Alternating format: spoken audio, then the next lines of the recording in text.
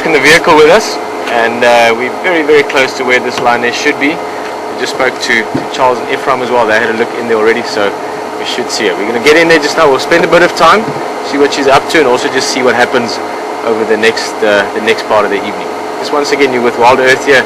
We're live at Djuma Game Reserve in South Africa, and we're in Big Five country. Lots of things happening out here, very exciting. If you've maybe just joined us in the last couple of hours or the last few days, there certainly has been some exciting things in the past, and there will be some more exciting things in the future. So stick with us, let's go look around. Look at trucks. I think there was another one there.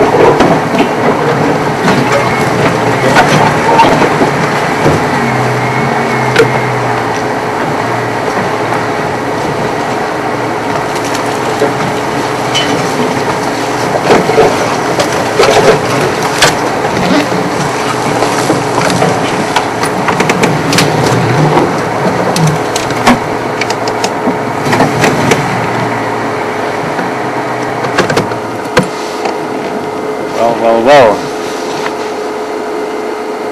Okay, red lights on.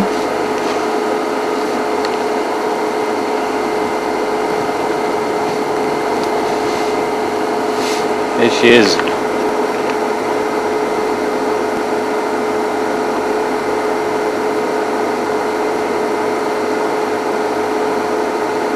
Needed to be quite relaxed with us. Obviously she saw a couple of vehicles over the last day or two, and she's also gotten used to the shape of Jiga and us on the back. Yesterday and even early this afternoon she was still quite aware of us.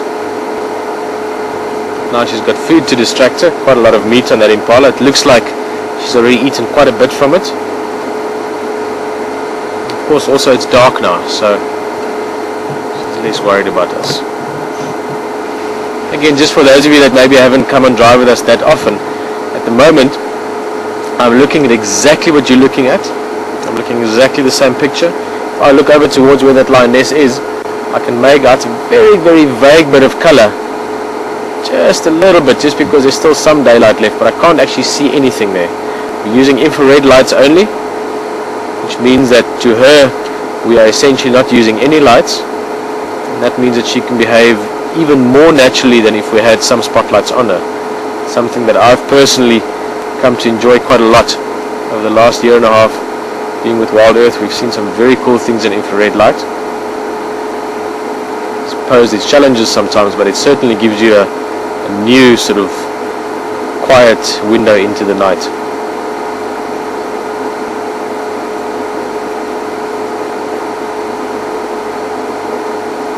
See how she's getting into that rump area. She's started off on the side. Normally lions try and feed on the sort of very meaty parts of the carcass first, just because various reasons. One is that's where a lot of the food is, but also, especially in her case, it's worthwhile to get as much food into your belly as you can, because that way if you have to leave in a hurry, at least you've got some food to take with you. And why I say in her case specifically is that if there were 4 or 5 lions here, or lionesses, a group of them, then this food would be very secure. But the fact that she's on her own means that if there's maybe, let's say, 3 or 4 hyenas, 5 hyenas, as soon as there's a little clan getting together here, they would be able to displace her. They'd be able to irritate her, mob her, even attack her a little bit, until she decides to rather leave the food and don't and not to risk injury. So there's a little bit of a potential of her losing this carcass sometime through the night. But look at that, the strong animal. It's not just going to be one or two hyenas. Look at that chest and the forearms. Very powerful cat, this.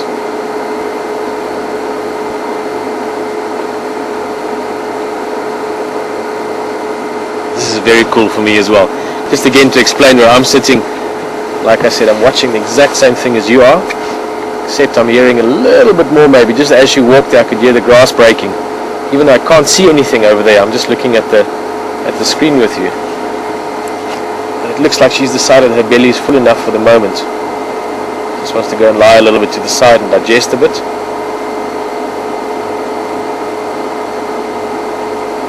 Just coming back to the point I was making earlier.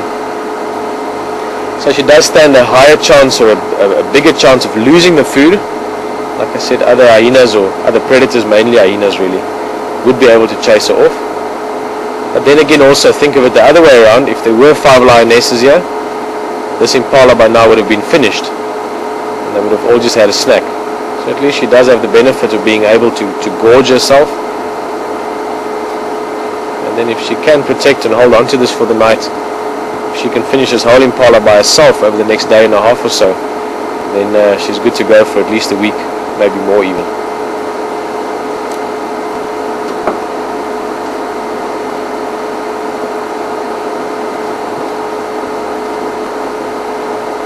What was that? Did you see that? Is it a bat or a bird? Something just flew right over her. Maybe it was a nightjar. It's very quick, but it flew like a bird, not like a bat. Probably just with her moving around, she's disturbing a couple of insects. And the same as drongos do in daytime, the nightjars will take that opportunity and catch those insects.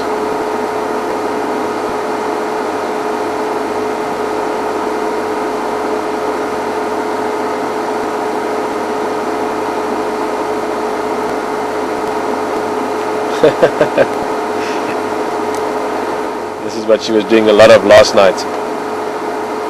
Lazy lioness.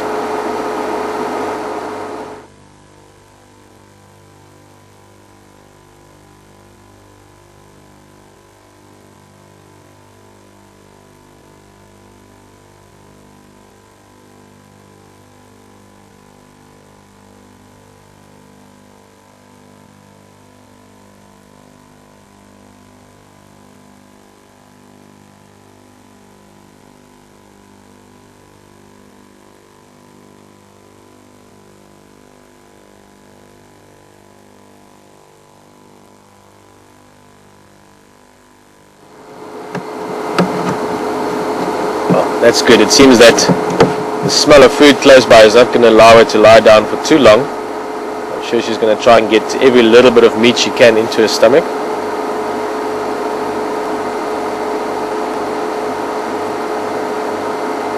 Just a question that's sent through earlier already, I think yesterday even.